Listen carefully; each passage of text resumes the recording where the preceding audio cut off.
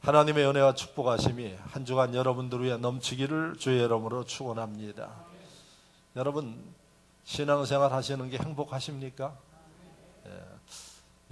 대부분이 행복하시다고 이야기하네요.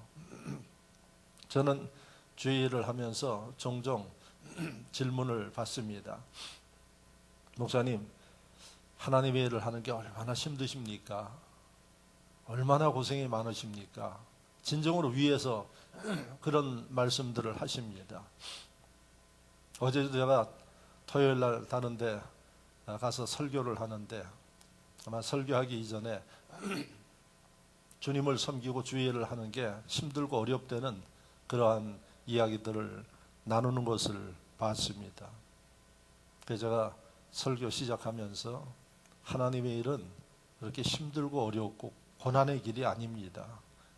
하나님의 일은 영광스러운 일이고 축복된 일입니다. 이렇게 제가 설교를 시작했습니다.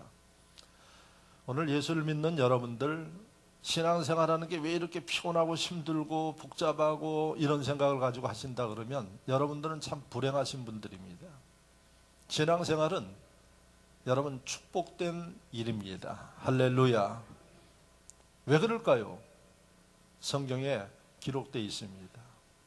그러니까 그것을 알지 못하고 그 비결을 깨닫지 못하기 때문에 신앙생활이 힘들고 어렵게 이렇게 하고 있는 분들이 생각보다 많습니다.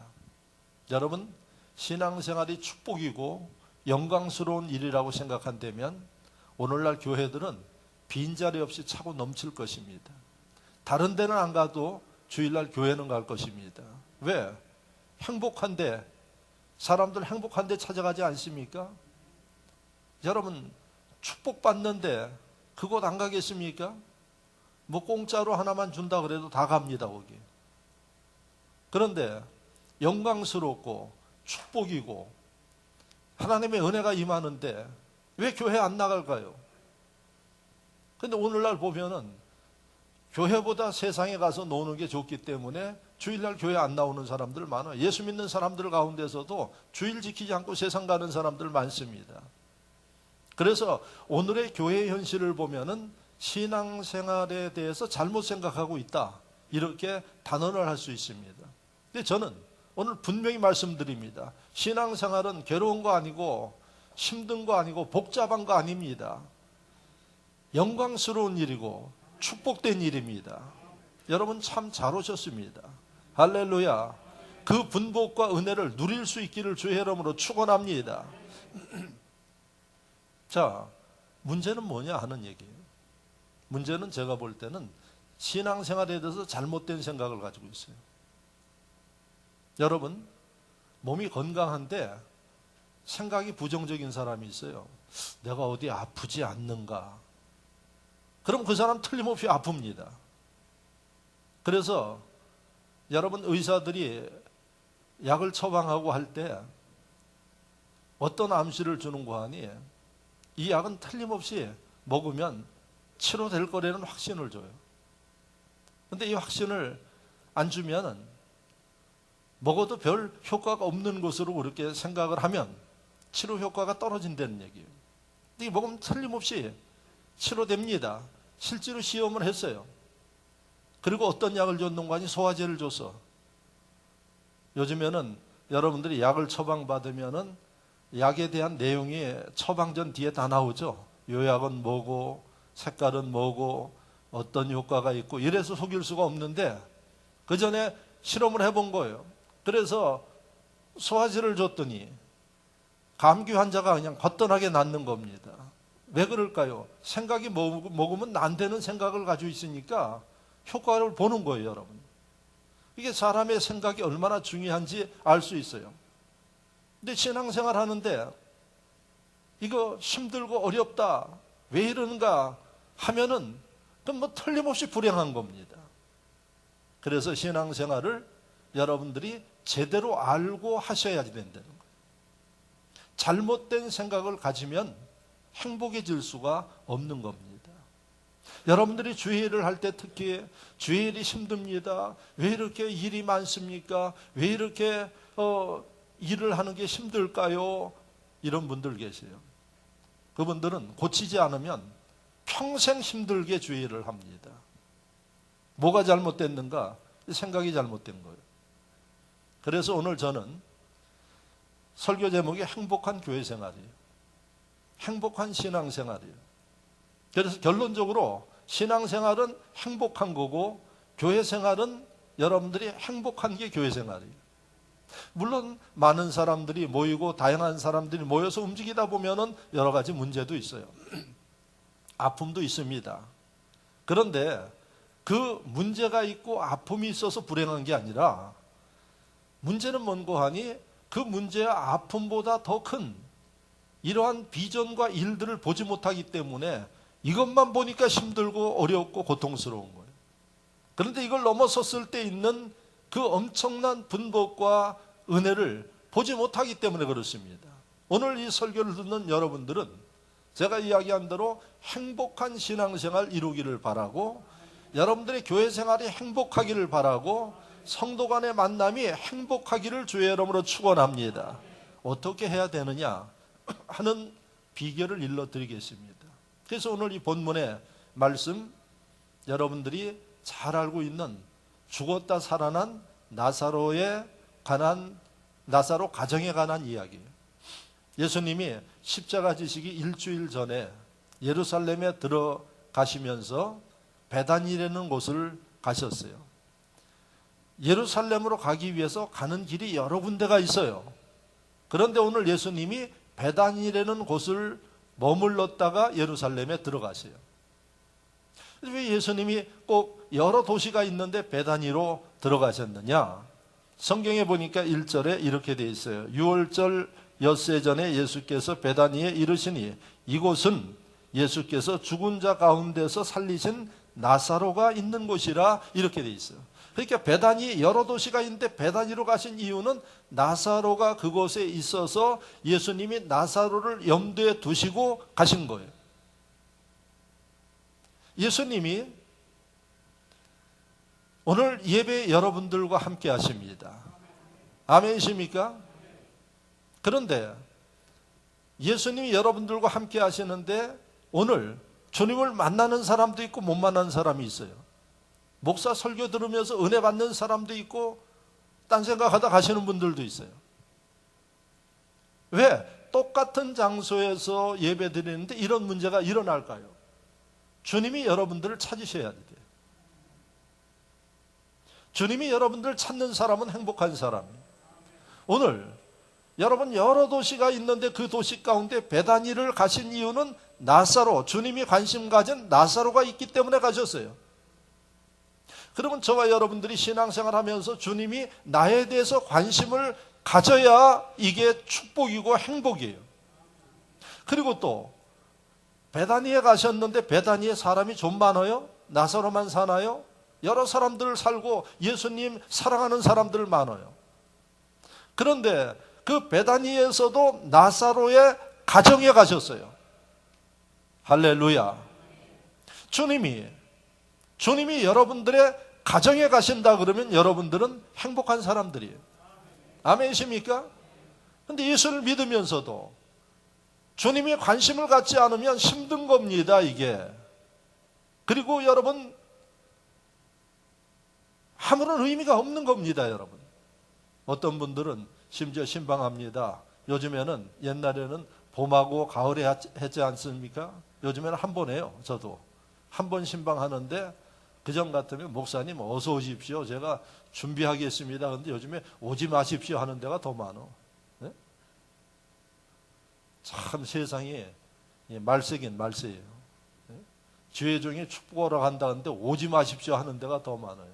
그래서 안 가요. 뭐 오지 말라는데 피곤하게 갑니까, 여러분? 그리고 하나님의 법칙은 사모하는 사람들 위해 주님이 함께 하세요. 나사로는 진짜 주님을 사랑하는 사람이에요. 왜? 죽음에서 살아났는데 주님을 어떻게 사랑하지 않아요? 그러니까 나사로처럼 베다니에 주님을 사랑하는 사람이 없어요. 그러니까 주님이 당연히 주님 생각과 주님의 발걸음에는 나사로만 관심이 있는 거예요. 그렇다고 뭐 다른 사람 미워하는 게 아니라 기본적인 것은 해줘요. 특별한 은총과 역사는 나사로 그 가정에 베푸시는 거예요. 이 말씀은 대단히 중요한 의미가 있어요. 예수님의 사랑을 받을 때 행복한 거죠. 사람이 사람한테 사랑받을 때 행복한 거예요. 그런데 여러분, 예수님의 사랑이 어떻게 임하느냐, 예수님의 축복이 어떻게 임하느냐에 따라서 여러분들의 신앙생활이 행복해질 수도 있고 무의미할 수도 있고, 그게 그거고 늘 의미 없이 지나가는 분들도 있다는 얘기예요. 그것은 여러분들에게 달려있는 겁니다. 그래서 오늘 말씀해 보니까 나사로는 주님이 나사로를 생각하게끔 주님을 사랑했어요. 그렇다면 저와 여러분들이 주님을 섬기는데 나사로와 같은 자세로 주님을 섬기고 사랑하고 고백하면 당연히 여러분들 만나 주실 것입니다. 당연히 여러분들 가정에 함께 하실 것입니다. 주님이 임하시는 곳은 바로 그것이 천국입니다. 왜? 주님이 지켜주시고 주님이 인도해 주시고 축복하시기 때문에 절대로 사단이 틈탈 수가 없는 겁니다. 우리 주님이 누구십니까? 능치 못할 일이 없으신 분이에요. 그래서 여러분, 주님과 함께하는 나사로는 행복하게 신앙생활을 했고 인생을 살았어요. 죽었다 살아났는데 이게 얼마나 큰 축복입니까? 그래서 오늘 나사로가 주님을 모시니까 그 가정에 갔어요. 그래서 오늘 2절 말씀해 보니까 그 예수님이 나사로 가정에 임했을 때에 나사로가 그 앞에 앉아 있더라, 이렇게 되어 있어요. 2절 말씀해 보니까 거기서 예수를 위하여 잔치할새 마르다는 일을 하고 나사로는 예수와 함께 앉은 자 중에 있더라. 나사로는 예수님 앞에 진짜 꿈쩍도 안 하고 앉아 있어요. 왜? 사랑하니까. 그리고 그 말씀해 보니까 나사로 가정에 3남매가 살았어요. 나사로 밑에 마르다, 마르다 밑에 마리아. 그런데 이 마르다는 오늘 2절 말씀해 보니까 짧게 나와 있어요. 예수를 위하여 잔치할새 마르다는 일을 하고, 나사로는 가정에 같이 앉아있고 마르다는 바깥에서 예수님 대접하기 위해서 일을 했어요. 아마 음식장만 하고 분주하게 움직였어요. 그런데 이 요한복음에는 마르다가 일을 하고 이렇게만 돼 있어요. 그런데 이곳에 예수님의 12제자들이 함께 했어요. 12제자 중에 요한이 모습을 누구를 중점으로 봤는가 하니 나사로와 마리아를 중점으로 봤어요. 요한이 볼 때 이 잔치에서 아주 중요한 역할을 한 사람을 마리아로 본 거예요. 왜 마리아로 봤는가 하니 그 뒤에 나오는 말씀을 보니까 나사로는 예수님 앞에 앉아서 하시는 말씀 잘 듣고 있는데 마리아는 옥합을 가져와, 향유, 그러니까 기름 든 병을 가져와서, 다른 성경에는 옥합이라고 그래요. 그 기름 든 병을 가져왔는데 어느 정도인가 하니 나드 한 근. 나드 한 근이면 요즘에 환산을 해보면 우리나라 이 계량으로 500ml 정도의 향유를 가져왔어요. 그런데 이 향유가 가치가 얼마나 되는가? 오늘 가룟 유다가 이야기한 5절 말씀을 보면 이 향유를 어찌하여 300데나리온에 팔아 그랬어요. 그 가치가 300데나리온 된다 그래요. 300데나리온이 얼마나 되느냐? 1데나리온이 요즘에 노동자 한 사람이 하루 일해서 밟는 품삯이에요. 그러니까 노동자도 기술자는 더 받고 기술 없는 사람은 덜 받고 그러는데 딱 가운데로 해서 10만 원 정도로 잡으면 300데나리온은 3천만 원이. 3천만 원 이 가치가 나가는 향유를 가져와서 예수님을 위해서 망설이지 아니하고 깨뜨렸어요. 그리고 예수님 발에다가 부어서, 그리고 나서 수건으로 닦아드리는 게 아니라 자기의 머리칼로 예수님의 그 발을 닦아드렸어요. 여러분, 이것은 충격적인 모습이에요.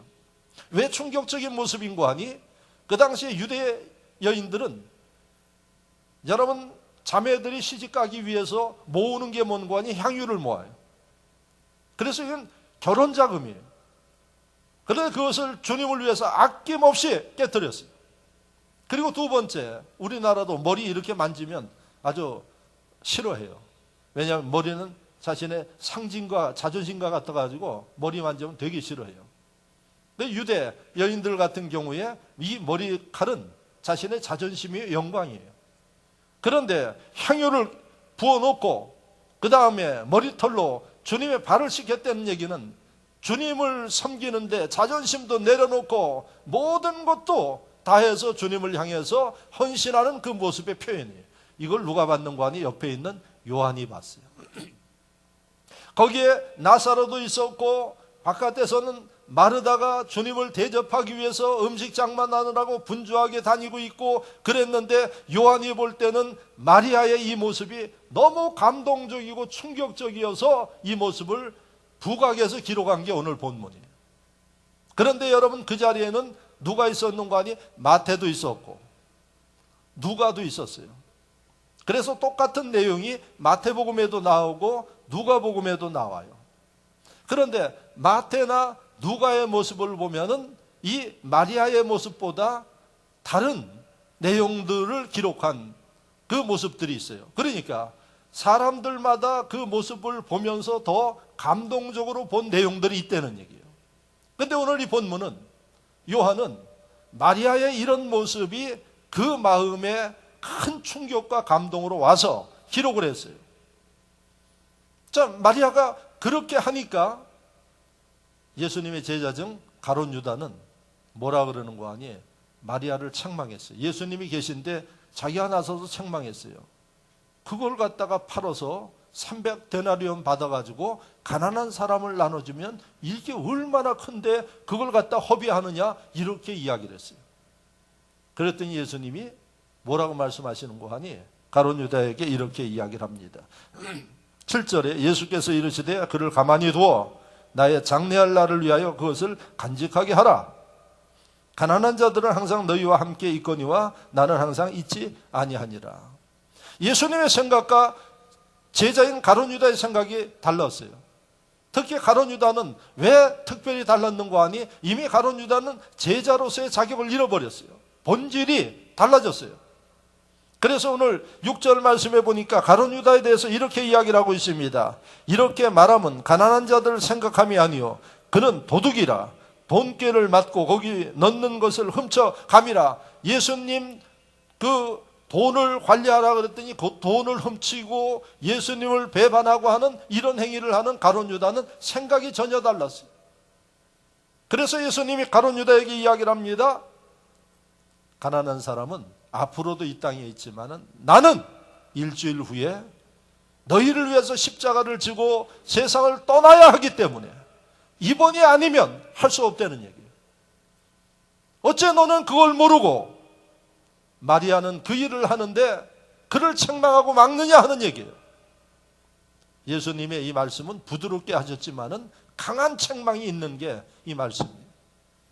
그래서 예수님이 그 마리아의 행하는 모든 것들을 받으시고 칭찬하시고 기록해서 후대에 행복하게 신앙생활하는 사람이 누구냐? 행복하게 교회생활하는 사람이 누구냐? 가룟 유다냐? 그게 아니라는 얘기죠. 마리아처럼 나사로처럼 본문에 나오는 마르다처럼 이렇게 신앙생활하고 교회생활하는 심령이 주님의 사랑받고 주님의 분복받고 행복할 수 있다는 것을 우리에게 일러준 게 이 본문의 말씀입니다. 자, 그렇다면 오늘 이 모습을 통해서 저는 여러분들에게 행복하게 신앙생활하기 위해서 본문에 나오는 사람들의 그 모습을 보면서 우리가 좀 특징적인 것을 배우고 이것을 실천할 수 있기를, 여러분들의 신앙생활에 변화가 있기를 주의 이름으로 축원합니다. 첫째는 나사로의 모습이에요. 나사로와 같이 여러분들이 주님을 섬기고 신앙생활 해야 한다는 이야기입니다. 할렐루야. 그러면 나사로 아까 이야기를 했죠. 예수님의 은혜로 죽었다 살았어요. 그래서 이 나사로는 항상 주님을 우선했어요. 그리고 오늘 본문에도 보니까 베다니로 주님이 오시니까 나사로가 누구보다 먼저 주님 앞에 나가서 자기의 가정으로 인도했어요. 이게 나사로의 신앙의 모습이고 주님이 기뻐하고 함께하는 사람의 특성이에요. 그러니까 신앙생활은 어떻게 하는 거예요? 적극적으로 하는 거예요. 점잖게 신앙생활 하시는 분들, 목사가 이것을 해야 합니다 해도 다음에 할게요. 다음에 기회가 없답니다. 여러분 보십시오. 베다니아만 가면 누구 집에 가는 거 아니에요? 나사로 집에 가요. 그러면 베다니아에 사는 다른 사람들은 뭐예요? 그 사람들 시험에 들지 않겠습니까? 말 안 하겠습니까? 그래도 예수님 나사로 집에 가요. 왜 그럴까요? 예수님의 기준이 있어요. 기준이 뭔고 하니 가만히 바라보고 때가 되면 되겠지. 나중에 시키면 하겠지. 주님은 그렇게 일하지 않는다는 얘기예요. 주님은 그런 심령들을 쓰지 않는다는 얘기예요. 주님은 그런 심령들 위해 역사하지 않는다는 얘기예요. 어떤 사람들, 나사로와 같은 사람이에요. 베다니에 주님 오신다. 달려가는 거예요. 주님, 우리 집으로 오십시오. 이걸 우리가 사모하는 마음이라고 이야기해요. 사모하는 사람들 위해 주님은 역사하시고 능력 베푸시고 죽었다가도 살아나고, 그래서 여러분 행복하게 신앙생활 하는 것입니다. 행복하게 신앙생활하고 교회생활하는 비결은 적극적이어야 돼요.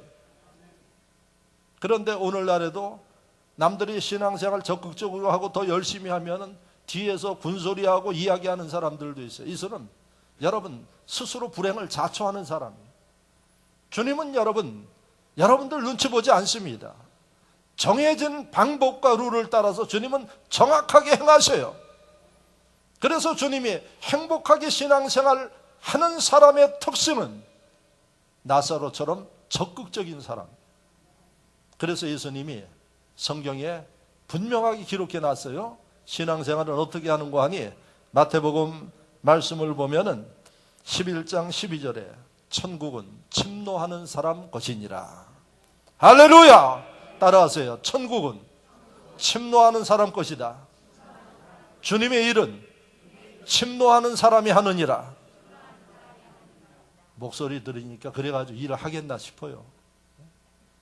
좀 목소리도 제가 늘 강조하는 게, 저는 평소에 설교할 때 이런 톤으로 이야기를 안 해요. 평소에 대화할 땐 톤이 낮아요. 그런데 주의를 하고 설교를 하고 그럴 땐 톤을 높입니다. 왜 그럴까요? 여러분 힘이 넘치니까 하는 거예요. 매가리 없이 설교하는 분들도 계세요. 예? 주의를 할 때 매가리 없이 하시는 분들도 있어요. 여러분 하나님의 은혜를 알고 능력을 알고 하나님의 역사가 임하는 심령들은 힘이 넘쳐요. 일하는 것도 달라요. 그런데 마태복음 12장 11절 말씀에 분명히 말씀하셨어요. 천국은 누가 소유하는 거 하니 뒤로 빼고 얌전 빼고 소극적이고 눈치 보고 이 사람들 천국 소유하지 못하는 거예요. 적극적이어야지 돼요. 할렐루야. 예수님 배단이 오셨다 그러면 맨발 벗고 달려가서 모셔가는 그게 나사로의 모습이에요. 그러면 신약 성경에 나사로만 그렇게 했느냐? 구약에도 그런 사람들이 분복받았어요. 다 소개를 할 수는 없는데 한 분만 딱 소개할 테니까 여러분들이 적어서 집에 가서 읽어보세요. 열왕기하 4장 1절에서 7절 말씀을 보면은 엘리사 선지자 때에 수넴 여인이 나와요. 엘리사 선지자가 이 도시를 방문할 때 수넴을 가면은 꼭 수넴 여인 집에 묵어요. 그런데 수넴에 엘리사 선지자를 모시고자 하는 사람이 한둘이에요? 많아요. 근데 왜 수넴 여인 집에만 머물까요? 이 여인은 열왕기하 4장을 가서 읽어보면 엘리사가 수넴에 떴다 그러면 1순위로 달려가요. 달려가서 어떻게 하는 거 하니? 성경의 기록에 의하면 강권하였다 이렇게 돼요. 엘리사를 만나면 강권해서 자기 집으로 모시는 거예요. 강권이라는 이 단어는 구약 성경은 히브리어로 되는데 하지크라는 단어인데 이 하지크는 그냥 옷이 찢어질 정도로 땡겨서 가는 거예요. 예? 남이 빼앗아 갈까봐 땡겨가는 게 강권이에요. 그러니까 나사로의 모습과 수넴 여인의 모습이 구약과 신약의 인물이지만 동일하죠. 이 사람들이 하나님의 분복을 누리고 행복을 누리는 거예요. 제가 보면 우리 재능교회 교인들은 아주 점잖해. 집안이 다 양강 가문에서 저기 했나 봐요. 그거 보면 아주 점잖해. 양보도 잘하고 이래요. 신앙생활은 양보가 없답니다. 예? 적극적이에요. 하나님이 내게 기회 주시면 놓치지 않기 위해서 수냄 여인처럼 강권하고, 그랬더니요, 수냄 여인이 어느 정도로 적극적인 거 아니에요. 집에 모셔가지고, 나사로는 집이 방이 몇 개 있는지 모르겠어. 근데 거기 다 앉아있어. 같이 앉아있는데 수냄 여인은 엘리사가 쉴 수 있는 방을 따로 마련해서 거기에 쉬게 하고 음식을 대접하고 이렇게 했어요. 그러니까 나사로보다 한 수 위야, 수냄 여인. 그랬더니 엘리사가 너무 감동이 돼가지고 수냄 여인을 불렀어요. 내가 너한테 해줄 게 뭐가 있냐? 그랬더니 수냄 여인이 엘리사에게 요청을 하는 겁니다. 내가 자식이 없습니다. 자식을 갖게 해주십시오. 이런 얘기 안 했어요. 자식이 없습니다. 엘리사가 무슨 수로 자식을 갖게 해줘요? 지금 뭐 인공수정할 수 있는 것도 아닌데 그 시대에. 그러니까 수냄 여인 이야기가 자식이 없습니다. 이렇게 이야기를 했어요. 그랬더니 엘리사가 뭐라고 그 이야기를 듣는 순간에 하는 얘기가 내가 내년 이맘때 아들을 안으리라 이랬어요. 아주 엘리사는 아들, 딸도 감별을 잘해 그냥. 그래가지고 말도 안 되는 이야기를 한 거예요. 그 당시에는. 그런데 열왕기하 4장 말씀을 보면 1년 후에 갔더니 아들을 안고 있었어요. 수냄 여인이. 할렐루야. 이게 여러분 바로 나사로의 신앙의 모습이고 수냄 여인의 신앙의 모습이에요. 그 특징을 뭐라고 이야기할 수 있는 거 아니? 적극적인 신앙인이 하나님의 사랑받고 행복할 수 있다는 이야기입니다. 그래서 행복은 가만히 있는데 굴러오질 않아요. 누구 얘기 들어 감나무 밑에서 입 벌리고 있으면 감 떨어지지 않는다는 얘기입니다.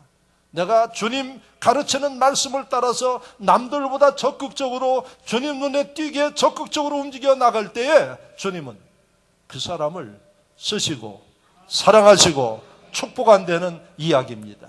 우리가 지난 주간에도 이제 초청잔치를 해서 이따 결과 발표를 제가 할 겁니다. 1등, 2등, 3등 발표를 하는데 여러분 무슨 일을 하든지 적극적으로 움직이는 심령들이 하나님의 사랑과 역사를 경험하고 누린다는 사실을 여러분들 잊지 마시기를 바랍니다. 행복하게 신앙생활을 하려면 이제부터라도 더 적극적으로 더 열정적으로 주님이 보시기에 감동되도록 움직여 나가면 기적이 일어납니다. 두 번째, 여러분 마리아의 모습을 봤죠?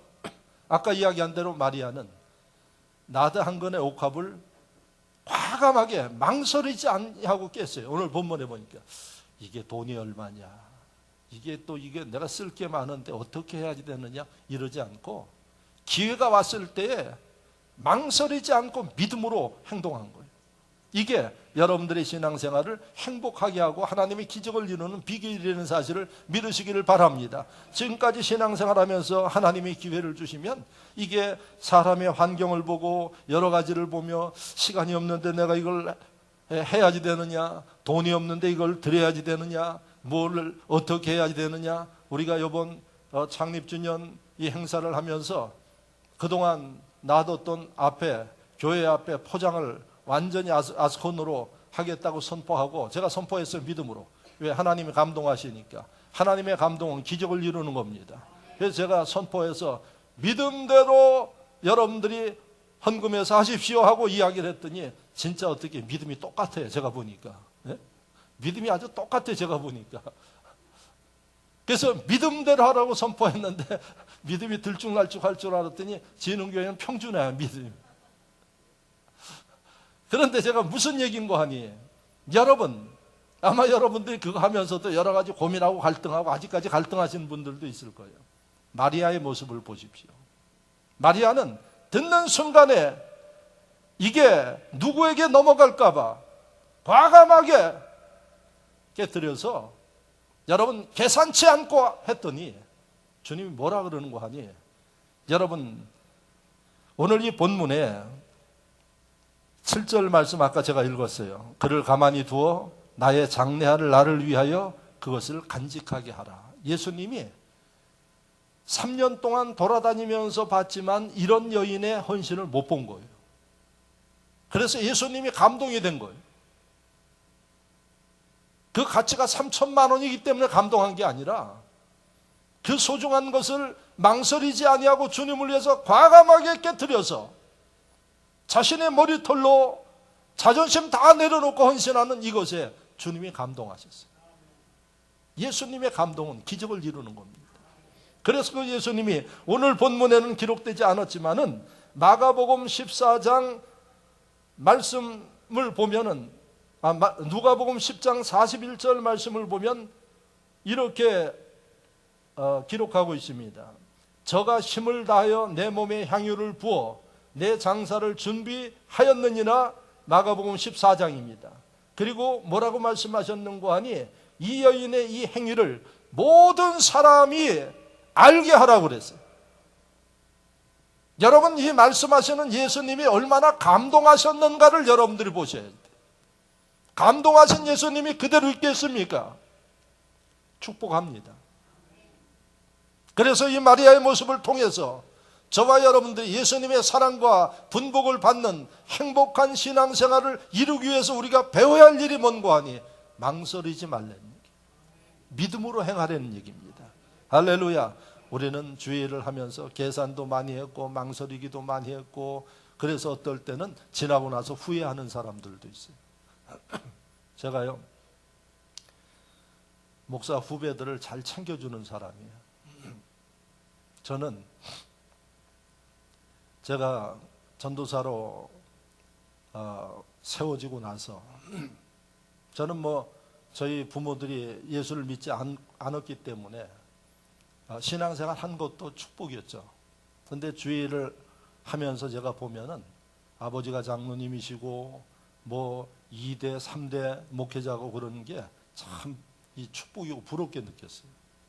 저는 목회자가 돼서 제 스스로 모든 것들을 교회도 개척을 했지만은 그 다음에 제 앞날에 대한 모든 일들을 제가 개척을 해요. 그렇게 해왔어요. 그래서 제가 여러분들한테 이제 이야기를 하지만은 해외 선교를 하는데 영어를 해야지 되잖아요. 우리 교단에 미국에서 선교사들이 나와서 있었어요. 그래서 제가 30대 초반에 그 선교사한테 우리 젊은 이 목회자들 좀 키워주셔야 되지 않겠느냐고. 그래서 기왕이면 당신하고 주기적으로 영어 성경 공부도 하고 또 영어 회화도 좀 같이 하기를 원합니다. 이렇게 제가 제안을 했어요. 그랬더니 그 선교사가 뭐라 그러는 거 아니? 그러면 학교에서 배우게나. 이렇게 이야기를 하는 거예요. 그래서 제가 그때 어떤 생각을 했는가 하니 내가 다시는 선교사들한테 도움을 요청하지 않겠다. 그래서 제가 간 곳이 어딘가 하니 연세어학당을 가려고 했더니 3달에 100만 원씩 내야지 돼요. 그 당시에 그 엄청난 돈입니다. 그래서 고민을 하다가 어디가 제일 싸면서 배울 수 있겠는가. 그래서 간 게 청량리 안식일 교회에서 하는 SDA 어학학원에 갔는데 거기는 아마 한 달에 10만 원도 안 되게 그 당시 했어요. 그래서 새벽에 거기를 다녔어요. 그런데 여러분, 제가 그때 선교사들 그 모습을 보고 어떤 생각을 했는가 하니 나중에 내가 훗날에 교단에서 이끌어줄 위치가 되어지면 후배들 잘 이끌어주겠다 하는 그런 생각을 가졌어요. 그건 나중에 한 10년 지나서 그 선교사 만났어요. 그랬더니 그 선교사가 아주 반갑게 맞이해요. 그런데 반갑게 맞이해도 저는 이제 그 선교사 필요 없어요. 왜냐하면 그 이상의 레벨에 올라가 있으니까. 결국 그 선교사는 저 동남아시아로 떠났어요. 우리 교단에서 할 일이 없기 때문에. 제가 그 경험이 있어서 열심히 하려고 그러고 똑똑한 후배들은 어떻게 해서든 기회를 주고 만들어 주려고 그래요. 그럼 우리 교단에 여러분들이 물어보시면 후배들을 잘 이끌어주는 목사 중에 한 사람이에요. 그래서 늘 우리 교회에 자주 오는 목회자한테 제가 여러 가지 조언을 하는데 그 친구는 필리핀 선교사로 10년 있다가 들어왔어요. 목회를 잘해요. 그런데 며칠 전에 만났더니 목사님 제가 이렇게 됐습니다. 그런데 그 친구가 아주 중요한 시점에 결단을 하도록 권면을 하는데도 결단을 못해. 인간의 계산하고 생각하고. 그런데 며칠 전에 만났더니 한된 얘기가 그때 목사님 말씀을 들었어야지 되는데 그렇습니다. 며칠 전에 천안의 나사렛 대학에서 세미나가 있어서 그곳에 갔더니 사모님하고 같이 와서 저한테 그래요. 사모님하고 같이 있는데. 그래서 제가 지금도 늦지 않았다 이야기를. 여러분 무슨 얘기입니까? 기회는 기다려주지 않습니다. 그래서 이 마리아의 여러분들이 배워야 할 특징은 뭔가 하냐? 하나님이 감동하시면, 하나님이 기회 주시면, 주의 종들이 여러분 선포하면 그거는 기회예요. 그때 해야 할 일은 여러분 망설이지 말고 믿음으로 행할 때, 믿음으로 결단하면 기적이 일어납니다. 그리고 주님은 그런 인물들을 기억하십니다. 그리고 주님은 그들을 쓰시고 그들을 세우시고 축복한다는 사실을 믿으시기를 바랍니다. 이게 마리아의 모습을 통해서 우리가 배워야 할 두 번째의 모습인 것을 깨닫기를 바랍니다. 진흥계 교인들은 여러분 주의 일을 하면서 너무 인간이 계산하고 망설이고 여러분 그러지 마십시오. 믿음은 과감한 것입니다. 믿음은 남들이 하지 못하는 일들을 하는 것입니다. 그랬더니 주님이 이 여인을 여러분 모든 심령들에게 알게 하라고 이야기하지 않습니까? 얼마나 주님이 사랑하고 축복한 여인입니까? 이런 역사가 있기를 바랍니다. 이런데 여러분 신앙생활이 힘들까요? 신앙생활이 여러분 이 어려운 게 신앙생활일까요? 영광입니다. 이런 은혜가 있기를 바랍니다. 마지막으로 세 번째 마르다예요. 오늘 마르다는 간단하게 마르다는 일을 하고 이렇게 기록되어 있어요. 그런데 누가복음 10장에 보면 마르다가 어떻게 일을 했는가 자세하게 나와 있어요. 보니까 마리아는 방에서 예수님과 앉아있고 지금 옥합 깨뜨리고 이런 일을 하고 있었고 바깥에서 마르다가 열심히 분주하게 일을 하는데 해도 일이 이게 안 주네요. 그래서 예수님에게 이야기를 했어요. 예수님, 내 동생 좀 보내주세요. 나와 함께 일 좀 하게. 그랬더니 예수님이 시험에 들게끔 하신 말씀이 뭐라고 이야기를 하는 거 아니? 누가복음 10장 41절 말씀에 주께서 대답하여 가라사대 마르다야 마르다야 내가 많은 일을 염려하고 근심하나 그러나 몇 가지만 하든지 혹 한 가지만 이라도 족하니라 이야기를 했어요. 네 동생 부르지 말아라. 너는 네 할 일을 해라. 그게 힘들면 몇 가지만 하든지 그것도 힘들면 딱 한 가지만 해도 한 가지 음식만 해도 내가 족하다 이렇게 이야기했어요. 여러분 바깥에서 열심히 일하는 사람이 이 얘기 들으면 시험에 들어요.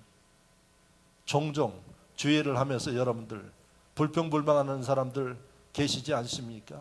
나는 이렇게 열심히 일을 하고 땀을 빼면서 일을 하는데 저 사람은 어떻게 저러고 다닙니까? 하고 이야기를 하는데 똑같은 모습이에요. 그때 주님은 뭐라고 이야기를 하는 거 아니에요? 그렇게 일해서는 행복하지 않다는 거예요. 어떻게 일을 하는 건가? 그 사람은 그 사람 할 일이 있고 나는 내가 하는 일이. 그러면 내가 하는 일이 힘들고 어려울 때는 일을 줄이라는 얘기예요. 내가 할 수 있는 만큼 하라는 얘기예요. 왜 내가 이렇게 일을 하는데 다른 사람이 높지 않나요? 그 순간부터 불행해지는 거예요.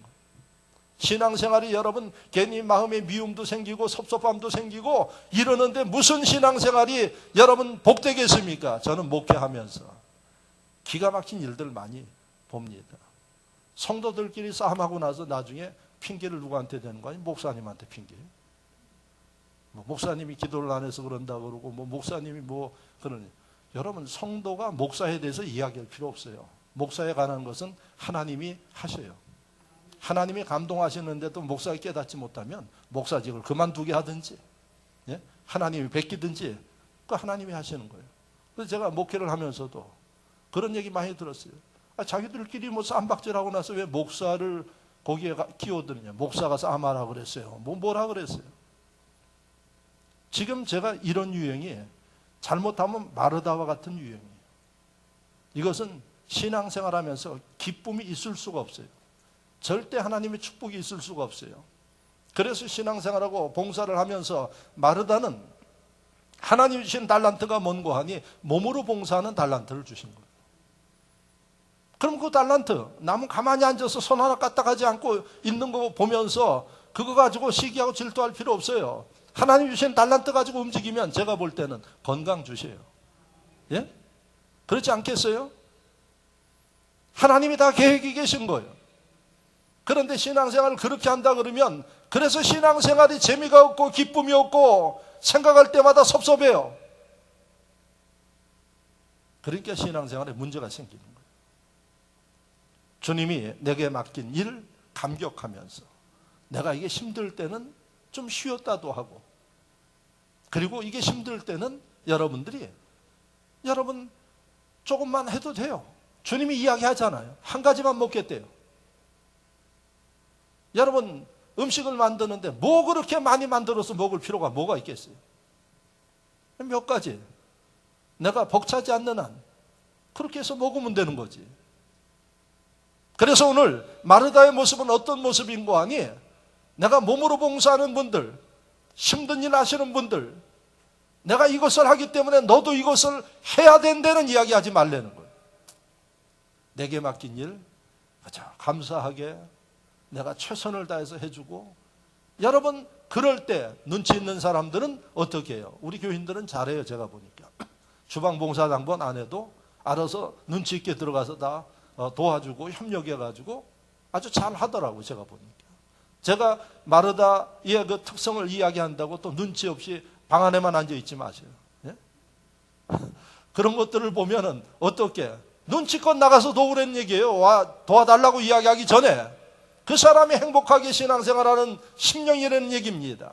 그러므로 행복한 신앙인은 마르다와 같이 몸쓰는 일, 땀 흘리는 일을 하지만은 오히려 남들 못하는 거 맡겨준 것에 대해서 감사하면서, 여러분들이 감당할 때 제가 볼 때는 땀 흘린 것만큼 하나님이 건강 주시고, 할렐루야, 제가 볼 때는 건강한 게 가장 큰 축복이에요.